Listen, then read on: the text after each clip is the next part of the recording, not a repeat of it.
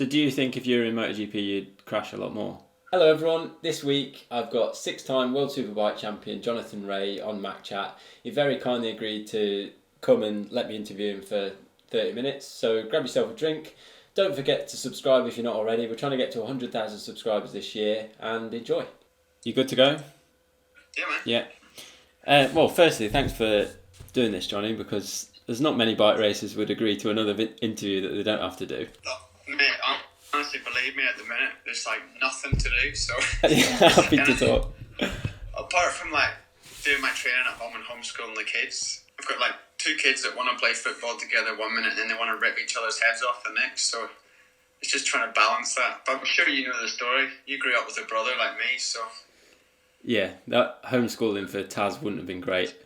I would have been alright, but he would have struggled. We have the same. We've got one that's dead easy and one that's a little terrorist. Yeah, that would have been us. I've met you a few times over the years at racing, and I know what a nice person you are.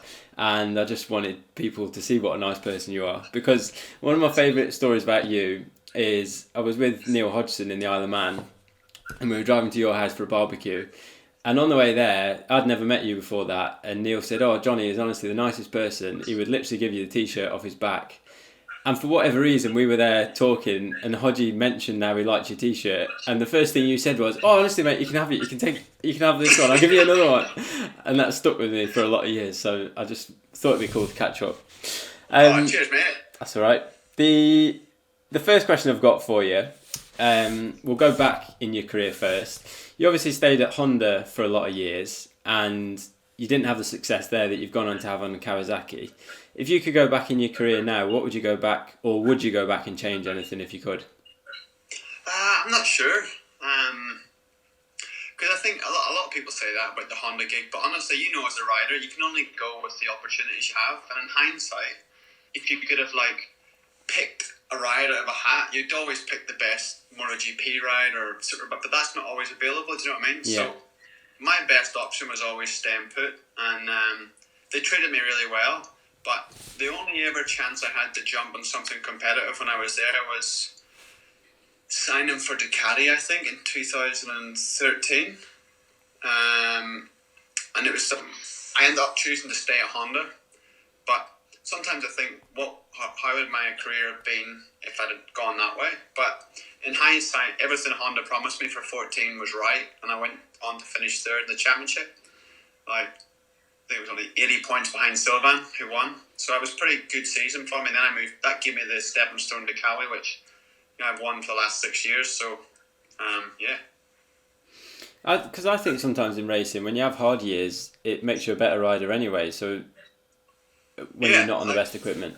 You know, that 13 year, I was doing all these contract negotiations with a broken leg at home because there was oil went down at Nürburgring going into this fast left-right, and I went down in the oil, and then Camille followed me in.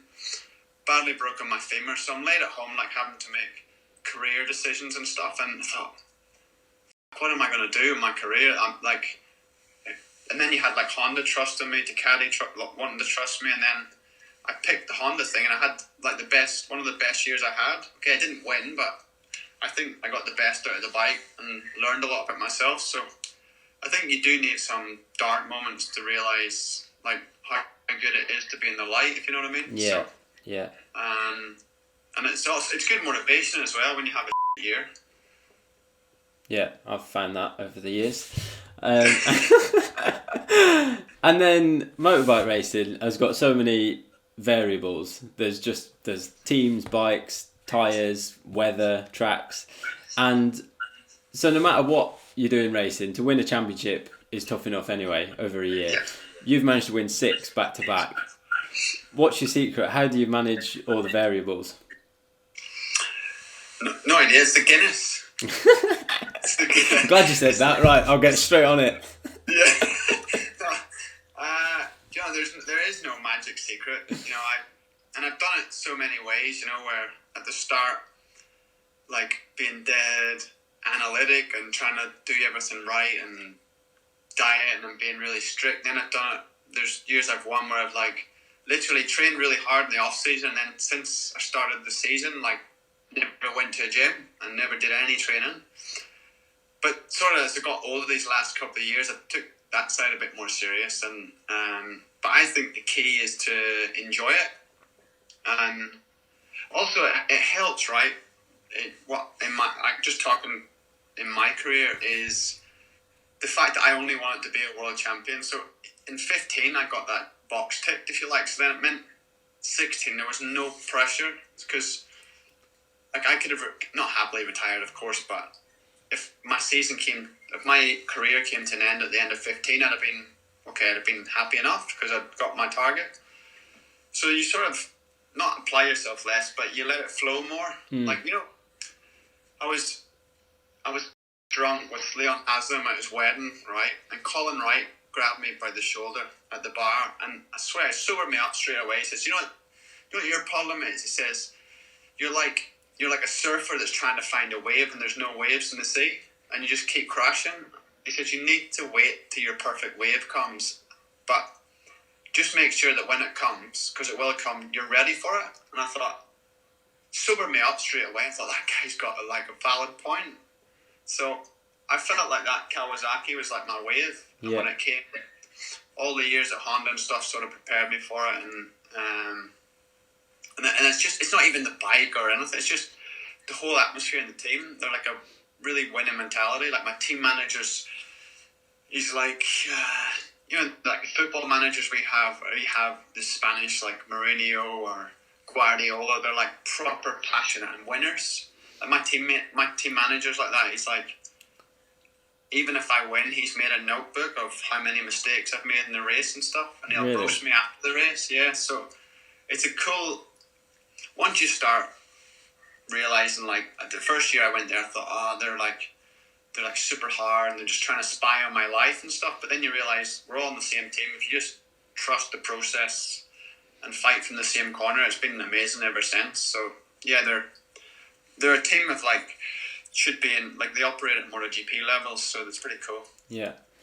And then over the 6 years, you've had various people try and beat you, and some have come closer than others. What was the toughest year to win out of them all? Probably 19. But then it was the easiest at the end, because I won by 160 odd points, like the table. But like when at the end of 18, Ducati brought out that V4R, and everyone was like bumming it up over the off season, how it was like a MotoGP bike, and then Alvaro was coming across from GP, and honestly he was just okay in testing, like pretty average to be fair, but he came to the first round and trounced everybody. Like, I remember tipping into turn 3 at Australia, honestly, it's frightening. I was tipping into turn 3 in Australia, and I could see him coming out of turn 4. I was like crying in my helmet, thinking it's going to be such a long season. And then for like races, I never saw a way how I could beat him. And then all of a sudden, he just didn't seem that invincible anymore, and he was crashing and he was having bad days and stuff. So, but that was the toughest, just to keep on. Like I remember I was like just been so bored at home, so I sat on the turbo trainer the other day and I watched Assenbach, because that's my first race, and it was the first time that year that I got beat by Vandermark as well as Bautista, and I was like really happy and part firming, and I was like angry with myself, like, why are you happy? You should have been off. But back then it was just, I kept telling myself just every weekend's a new weekend, that it might happen. Yeah. And I was quite carefree, but I had a bit of anger looking back how badly I was getting beaten. Yeah. It was funny as a fan watching, because I hadn't really seen you get beat. The races you had got beat, I'm sure in previous years you knew a way that you could have won them, or that you can put stuff together in your head as to why you should have won them.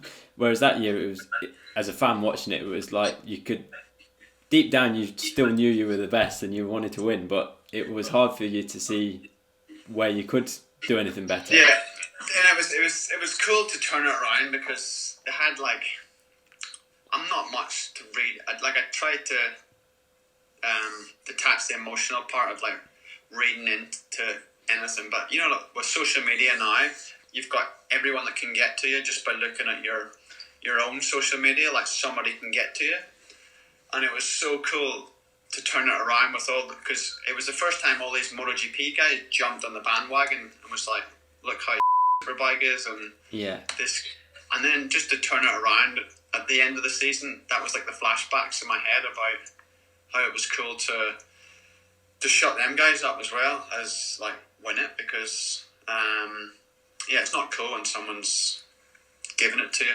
Yeah. That's one question I've got for you. I don't have a very big following on any platform, but I still feel like I can get bombarded with messages. I think you've got 350,000 followers on Instagram. What's it like having that many followers on a platform? Do you just get bombarded with messages 24/7? Honestly, so I don't check and I really should, because there's always there's hundreds of nice messages or charity stuff or whatever, but I don't check any of the message requests. But I also feel quite like I do have you do have want to give it to you, but you'll find that 9 times out of 10 it's not an attack on you, it's because they're a fan of somebody else, you know what I mean? Yeah. Like they're a Scott Redding fan or a Chaz Davis fan or a Tom Sykes fan, whatever.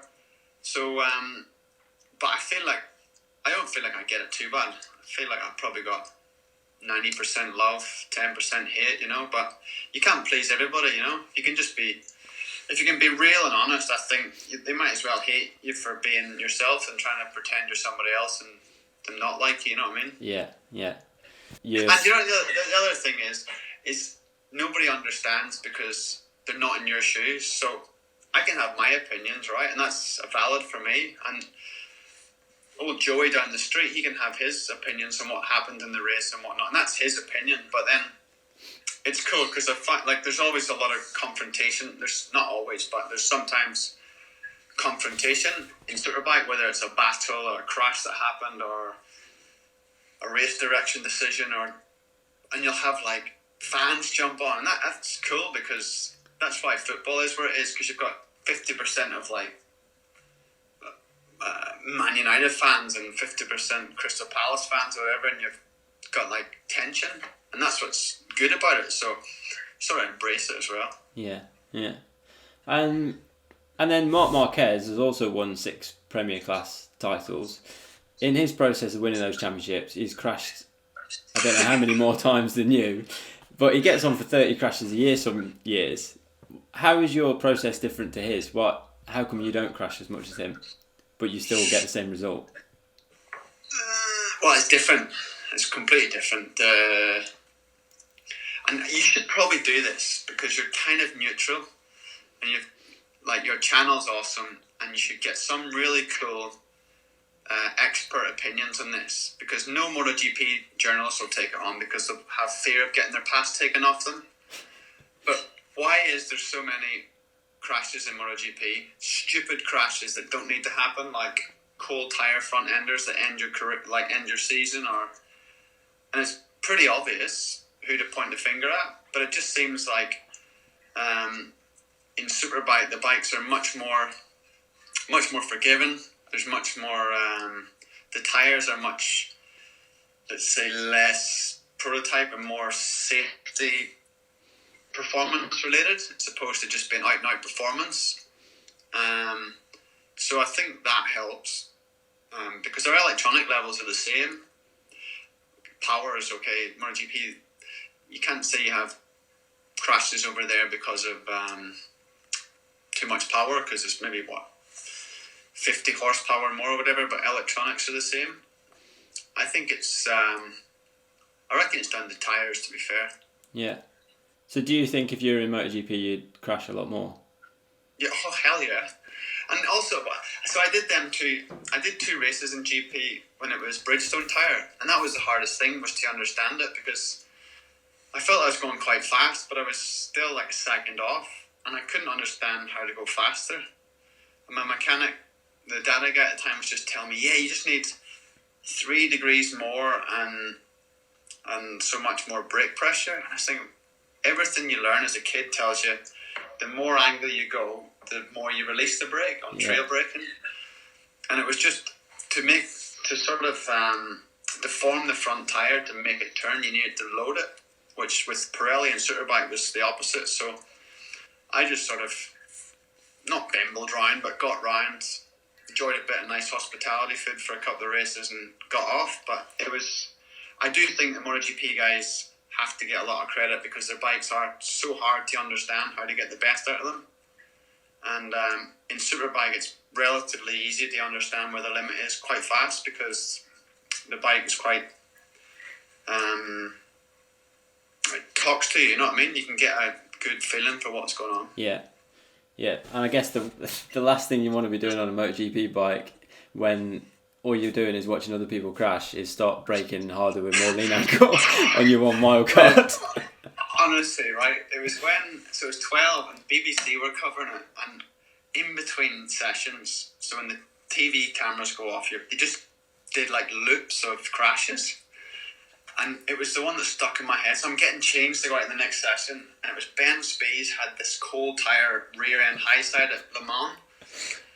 And I kept playing in my mind. Then you'd go in and you're sat in your rider chair looking at this thing worth about 20 million. If I crash this, they're going to kill me. So yeah, it was a strange one. Yeah. And then the one thing I think that stands out in your riding in World Superbike is when you have the sprint races, that you're a step ahead of everyone. I think anyone would admit that, even your competition. Where does that come from? How come you have an advantage there, do you think? Not sure. Not quite sure. I think I don't want to take too much credit. I think the Kawasaki really has good mechanical traction, so it's able to extract the best grip straight away. And also this year we've built in a bit of longevity and tyre consumption. So, and then just, I don't know, I've always been really fast straight away. Like, for example, in free practice 1, I can be, in the first chrono, I could be 2 seconds faster than the second place guy. But I arrive there and that's close to my limit. And then the other guys just tend to chip away, and they'll get there or sometimes go even faster, but I tend to find the limit quite quickly. So a bit of both really. And then motocross is also a big part of your life, and it has been for... Did you start riding motocross before you started road racing? Yeah, I started riding around like the garden when I was just about 3 years old, and then I started racing at 6 when you can race. And then I changed. I went road racing when I was 16.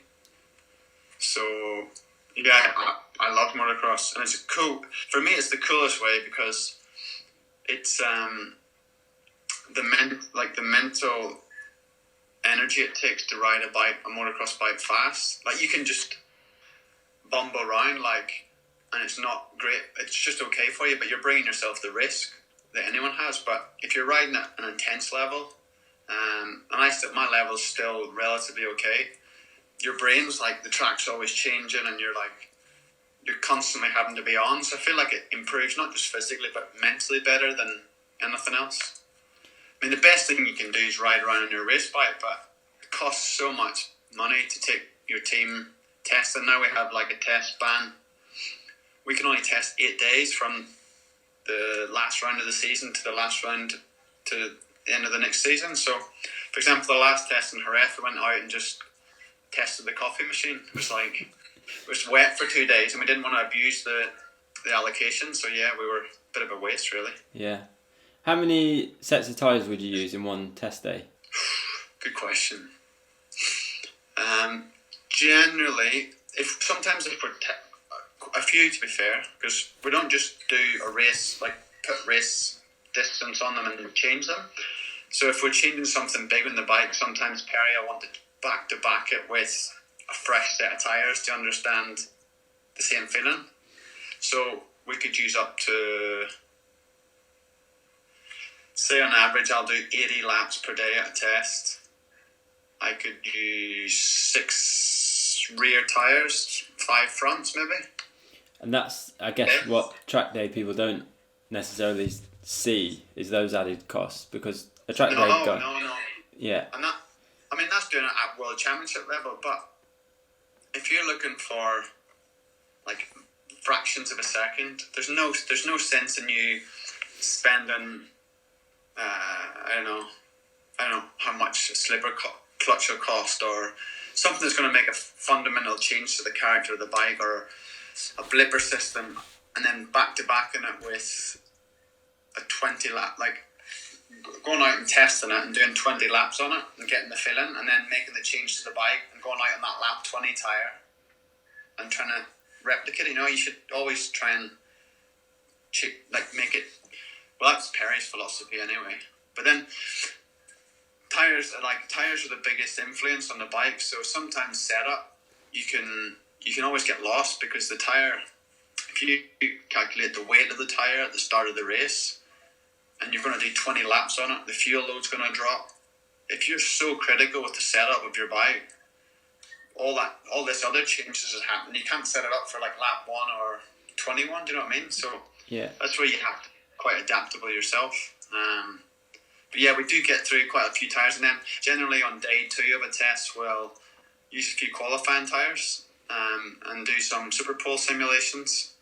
So we could use up to, say for a 2-day test, we could use 12, 13, 14 rear tires and 12 fronts. It's a lot of tyres. Yeah, it's a lot of money. Yeah.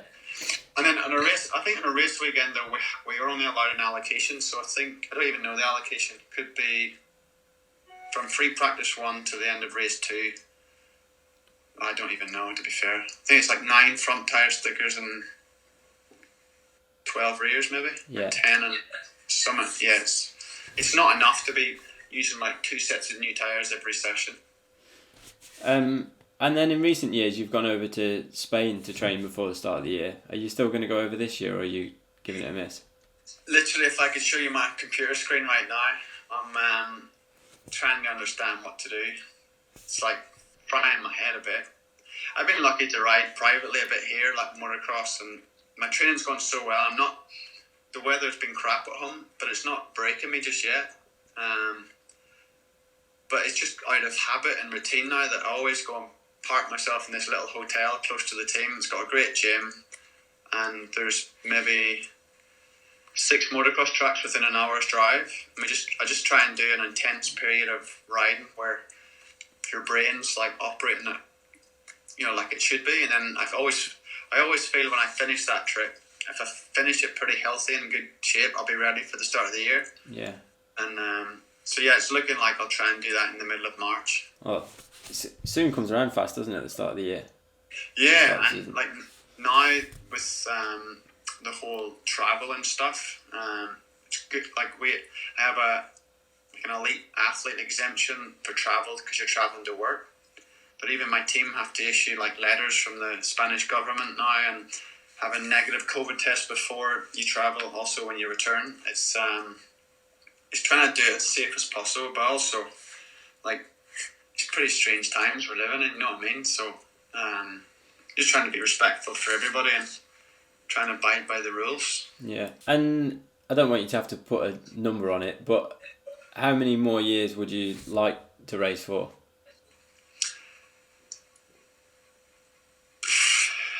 No idea. Like, do you see yourself being Michael Rutter racing until you're 49? Nah. No way. I'll hopefully. I've got 2 years now, so I've got 21, 22 seasons. But I honestly don't think that'll be me done, because I'm really enjoying it, and I think I'm enjoying everything about it. I used to hate testing, and I used to hate like the marketing events and stuff, but now I actually quite enjoy that side of it, as well as like the racing. And now, like moving back to Northern Ireland, I've got like Dublin Airport, which is an hour and a half away. I'm Belfast, which I can get to most of the races direct. So it's that sort. And then these lockdowns, like last year, it was the perfect pause in my career to sort of reevaluate, and because as a rider, you never get that time away from the track. Because even when you're injured, you're even more busy, aren't you? When you're away from the track, because you're at physiotherapy or you're trying to rehab right and stuff. Well, last year was a perfect break in my career, and it sort of lit the fire a bit again. So Don't know, but I just want to try and get out on my terms. You know what I mean? I don't want it to be an injury or lack of being competitive that sort of forces my hand to stop. So probably best sooner rather than later. If I get too old and slow, it'd be a disaster. I think that's what happened with my dad. He was quite happy because he won everything he wanted to, got to a bit where he was injury free and just went, I've enjoyed my time and stopped. I think it's the races that finish on an injury and didn't quite achieve what they wanted to achieve that then it eats away at them for the rest of the days, I think. But then I've had this conversation with Jezza. It's like, Jezza, what are you doing racing around the Northwest? And he's like, mate, I just love racing and I love riding bikes. And I was like, yeah, fair enough, you know? Yeah. Because I'll probably be the same. I might retire from World Superbike racing, but I might still want to do the Irish Motocross Championship or a World Endurance. I'd like to do a 24-hour race. I love the 8-hour race, so I'd like to probably keep involved in that. And but yeah, don't know. But I reckon by 40, I reckon she'll probably retire me by just telling me I have to stay at home. But or maybe I'll stay at home. I'll retire for you, and then she'll tell me to get back racing. Yeah, that's kind of what's happened in my mum and dad's household. It was a great idea till they sat around the house all day long. And my last question is, after racing, have you got a plan? What would you like to do after racing? I've honestly got no idea. And I started thinking about what retirement would look like, but no idea. You've started a YouTube channel now. I think that's good. That could keep you busy. Do you reckon? I'm loving watching your videos. I think your channel's great because no one else at your level is doing behind the scenes videos and showing people. So there's a few motocrossers in the States doing it, and I thought that's cool. And I was like, because I'm a fan, I really liked it. But it's just hard keeping up to date. You know what I mean? And I don't have the attention on the weekend to give it. So I've a good mate of mine, Gaz Price, he sort of manages it for me, and he puts the edits together, and he's great at it. But he's asking me, I went out and bought all the gear and tripods and cameras and that, and he's asked me to have to film myself doing a Q&A of the latest comments on my last video of the ZX-10R launch, and I was like, Gaz, I've no idea, you know. But I reckon I'll just have a year out and understand what it is I want to do. Go on some cool holidays and do stuff that you can't do when you're sort of athlete. Yeah. And then decide. But I don't know, if your YouTube channel kicks off, mate, I can come and film your stuff for you. Don't know. I'd love you on the channel, Johnny. It could be me and I don't know. We'll think of something. Yeah, but then, time. Like, so I'm into cycling, but I'm not inside. So I'm watching not cool people that are cyclists that have got no idea giving like tutorials on how to do this, and I'm like intrigued, and I thought, well, why don't you do stuff like, because one of Gaz's ideas was, why don't we do like McGrath does the science of Supercross for Kawasaki, why don't you do like the science of Superbike and teach some punter how to get the knee down? But what if I'm trying to teach some punter to get his knee down and an accident happens, then who's liable for, but Jonathan Rea told me that's what to do. Yeah. Now I'm lying on my back in hospital, do you know what I mean? Yeah. This season I'm going to try and do turn 1 tips. Can you send them me first before my competition gets to see him? So turn 1 tips at each track. So we filmed Jerez at the last test, because the film policy with Dorna is like so restrictive that we can't do so much stuff during the race weekend. So most of the race weekend stuff that I do, my channel is like pre-race or traveling or coming home or outside the paddock. But it's good fun doing it. But I think keep doing what you're doing, mate. It's good. Thank you. It's really cool. And thanks for having me on. Oh, anytime, Johnny. Anytime. You'll have to feature on Mad Mark at some point because I'm sure he'll love to chat to you. Definitely, yeah. I've been watching his videos. He's a character, eh? Yeah. Maybe me and you should have a podcast We can do that. that. We could analyse like the Grand Prix from the weekend and just give it to them. I'd love to do that, Johnny. We can start off our but the rule is we have to start the podcast on 3 beers. Done. I'm sold. Yeah. Oh, can't wait for this. Yeah. Alright, man. Right. Well, we'll make that a plan. We'll do a MotoGP review at some point. Cool, we can talk about our tyres. Sweet. Alright. Appreciate that, Johnny. Alright, man. Thanks very much. See you. Bye-bye. Bye. If you're still here, I hope you enjoyed that. Don't forget, Johnny's also got a book out, which is a great read. He's also got his own YouTube channel, so go and subscribe to him. And if you're not subscribed to my channel, please do, as we're trying to get to 100,000 subscribers before the end of the year. Thanks for watching. See you next week.